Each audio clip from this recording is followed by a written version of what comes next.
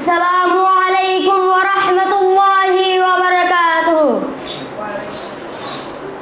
নাহমাদুহু ওয়া নুসাল্লি আলা রাসূলিল কারীম। আম্মা বা'দ, আউযু বিল্লাহি মিনাশ শাইতানির রাজীম।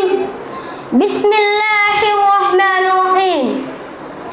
ওয়াইলুন ইয়াওমাইযিন লিল মুকাজ্জিবিন। সমস্ত প্রশংসা একমাত্র আল্লাহ তাআলার জন্য, সকল বলি আলহামদুলিল্লাহ। দুরূদ ও সালামে বর্ষিত হোক আমাদের প্রিয় নবী হযরত মুহাম্মদ সাল্লাল্লাহু আলাইহি ওয়াসাল্লামের উপর।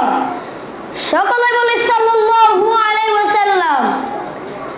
আমার বিষয় সর্বদা সত্য কথা বলা, সত্য কথা বলা মহাগণ, সত্য কথা বলা মানুষের বড় বিয়োগণ, সত্য কথা বলা, সত্য পথে চলার পরিমাণ অত্যন্ত ভালো, সত্য বলতে মানুষকে কল্যাণের পথ দেখায়।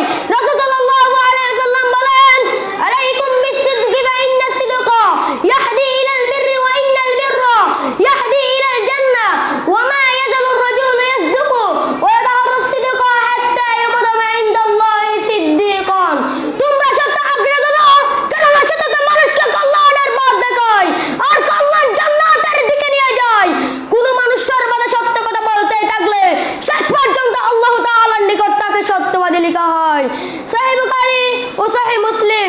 রাসূল সাল্লাল্লাহু আলাইহি ওয়াসাল্লাম কোন সময় মিথ্যা কথা বলতেন না, তিনি সর্বদা সত্য কথা বলতেন।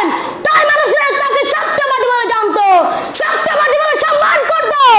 সত্যবাদী দাও আমার দায়িত্বের কারণে সবাই তাকে আদর করত, সবাই তাকে বিশ্বাস করত, সবাই তাকে আল আলামিন বলতো।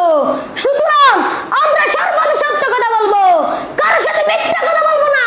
মিথ্যা কথা বলা মহাপাপ, মিথ্যা কথা বলার পরিমাণ অত্যন্ত ভয়ানক।